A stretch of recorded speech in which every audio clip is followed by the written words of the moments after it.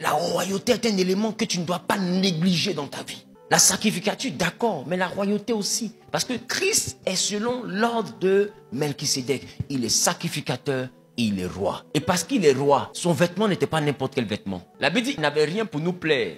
On dit homme de souffrance habitué à la douleur. Mais est-ce que vous voyez qu'on n'a jamais dit homme de pauvreté? La Bible dit il s'est fait pauvre. C'est-à-dire il n'était pas pauvre. En fait, le problème c'est que le français que la Bible parle, là, beaucoup font comme s'ils ne veulent pas lire.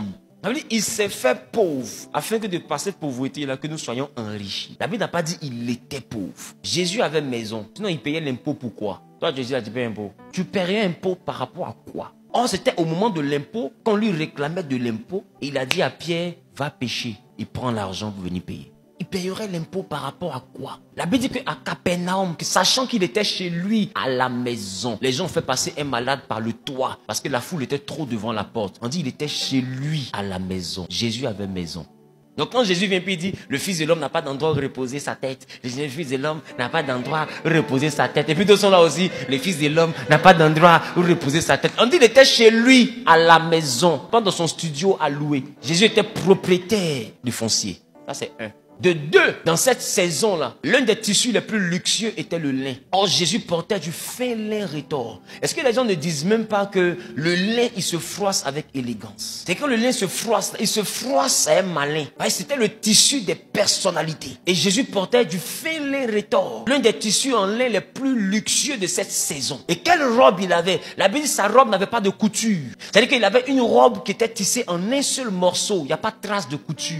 Quel vêtement c'était? Quel styliste même aujourd'hui arrive à fabriquer ça? C'est-à-dire que c'est du sur-mesure. C'est-à-dire que quand il fait comme ça, fou, ça rentre. Il n'y a pas de trait, il n'y a pas trop, il n'y a rien. Tout est là. Voilà pourquoi la Bible dit qu'ils se sont disputés sa tunique. Vous n'avez pas lu ça? Tu penses qu'on se dispute à Docafré? Des soldats vont se disputer Yougou Yougou. En fait, vous lisez, mais vous ne voulez pas comprendre. C'est parce que quand chacun regarde, il connaît sa bissa là. Parce qu'il est roi. Même s'il se fait pauvre, il ne peut pas s'appauvrir. Même s'il se fait pauvre, il ne peut pas s'appauvrir. Voilà pourquoi il a trésorier. Sinon, tu te fais pauvre là, normalement tu as porte-monnaie. Moi, il n'est pas trésorier. Nous, notre argent là, ça tient en Wave. Et puis, Orange Money, des choses comme ça. Lui, il a trésorier. Et puis, le comble, le trésorier vole. Judas faisait des détournements de fonds. Personne ne s'en rendait compte. Imagine l'argent qu'il garde. Bon, imagine l'argent qu'il garde. Par exemple, si c'est 2000, quand tu enlèves 1000 français, il est plus facile de voler quand c'est beaucoup que quand c'est petit. Et s'il volait, que les autres s'en rendaient pas compte, mais Jésus, s'il savait, c'est pas parce qu'il avait fait l'audit. Jésus savait parce qu'il est Dieu. Sinon, là, tu peux pas regarder la caisse et puis tu vas savoir qu'on a volé. C'est pas possible. Zaché dit, si je volé à quelqu'un, je rembourse 4 fois. C'est-à-dire qu'il vient de prendre l'engagement de partir chercher tous ceux à qui il a volé. Maintenant, ceux à qui il n'a pas volé, qui sont juste venus regarder Jésus qui est chez lui. Il ouvre son coffre et puis il commence à faire travaillement. Il partage l'argent à tous ceux qui sont devant la porte. Maintenant, Jésus est assis dans la maison, il regarde dehors ce qui se passe et puis il sourit. Il dit le salut est rentré dans cette maison. Jésus dit à cause du travaillement, le salut est rentré dans cette maison. Zaché dit il va rembourser 4 fois à ceux à qui il a volé parce que Jésus est chez lui. Des gens à qui il n'a rien pris, il leur partage l'argent de son coffre fort. Jésus sourit. Maintenant, Jésus lui-même, quand il sort combien? Si des gens qui ne sont pas Jésus ont eu l'argent juste parce qu'ils sont venus regarder, Jésus lui-même là, il sort avec combien? Il sort avec quoi? Que Dieu te bénisse. Pourquoi vous faites ça? Pourquoi vous lisez la Bible mais vous ne vous projetez pas dans la réalité de ce que vous lisez? Est-ce que lui, on lui donne l'argent dans sa main? S'il y a un sac, on dit, papa, va à la valise. Et puis Jésus dit à Judas, attrape. C'est comme ça Judas volait. La Bible parle des femmes, des grands gouvernants qui étaient avec Jésus et qui finançaient son ministère. Tu penses qu'elle finançait son ministère quoi? 500 1000 francs.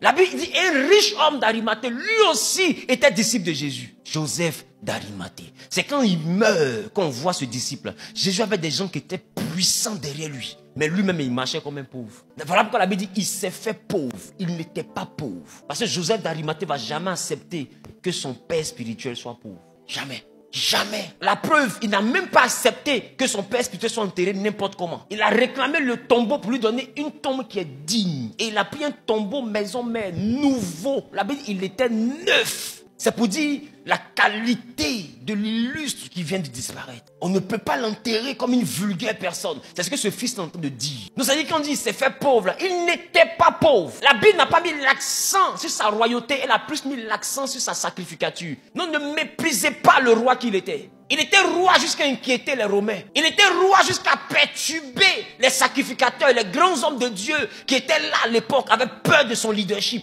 Quand Jésus se déplace, c'est des foules. On dit 5000 hommes. On dit sans compter parce qu'on n'a pas envie de se fatiguer. Les hommes déjà, on a content d'arriver à 5000. Les femmes, dans quoi il y a miracle. Tu as vu, il y a une tante comme ça. Comptez, ça va te dégoûter. On dit sans compter les femmes et les enfants. Donc calculez au moins 20 000 personnes. Comment un homme peut se balader à Abidjan, il y a 20 000 personnes derrière lui, chaque jour. Mais il va inquiéter le président. Il ne fait pas affiche, il ne fait pas spot. Mais ça, c'est marche patriotique. Mais un gars comme ça, s'il dit renverser le pouvoir, c'est fait. Donc il était devenu quelqu'un d'inquiétant pour la sphère politique. Il était devenu un problème pour l'église, un problème pour le politique. Parce qu'il se déplaçait au moins 20 000 personnes. Et puis les 20 000 personnes là, tout le monde ne l'entend pas. Il n'y avait pas baffe, mais ils le suivent. Et puis ils sont au fond là, ils font ça. On n'a jamais vu quelqu'un parler comme lui. Oh, il n'entend pas. Tu comprends ce que je suis en train de dire? Il n'entend pas. Parce que nous-mêmes ici, on n'est pas 20 000. Mais s'il n'y a plus de micro, si je parle, celui qui est au fond, on ne va pas entendre. Malgré quand on est dans une salle, maintenant imagine en plein air, où le vent prend ta voix pour aller dans tous les sens. Donc Jésus ne peut pas crier. Il parlait doucement. Un homme avait des semences. Il a jeté sur la terre où il y avait des cailloux. Il y a une tante au bout là, comme ça. C'est une vieille bêtise là, comme ça. Dès quoi? Il dit quoi? Non, il dit, il y avait un gars qui avait 4 cocos. C'est lui qui est au bout là-bas, c'est lui qui a entendu ça. Parce que semence là, il y a un qui a dit derrière là, c'est mangue. Il y a un qui a dit, c'est au moins ça arrive là-bas, c'est une coco.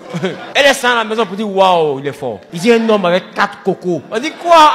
Mais quand on dit il est là, la vieille il est là encore. Même nous-mêmes on a baffe. Ce qu'il explique, c'est pas tout tu comprends. Mais lui il n'a pas baffe, mais des foules le suivent. Il était devenu un problème, il était vraiment roi. Des gens se baladent avec un cortège limité, lui se balade avec les foules. Qui le touche? Qui? Les sacrificateurs sont venus, ils ont parlé pour dire, on donne l'impôt à qui? Quand il a répondu, si jamais on s'amuse, la foule va nous soulever. Donc les gens avaient peur. Et son leadership était dangereux. Tu t'amuses, ces fanatiques vont te mutiler. Joe, il m'a pas encore guéri. Tu as dit quoi? Tu as le J quoi? Tu as le J quoi? Je sais qu'il a ressuscité mon petit frère. Toi, ta vie va chauffer. Il était roi. Les gars, retournez dans le contexte et puis essayez de voir ce qu'il était. Il s'est fait pauvre. Parce que même pasteur qui a 15 000, 20 000 fidèles n'est pas pauvre. On n'a pas dit un pasteur, on dit Jésus. Il n'était pas pauvre. Il s'est fait pauvre. C'est un peu comme quelqu'un qui est milliardaire et qui se fait simple. Il s'est fait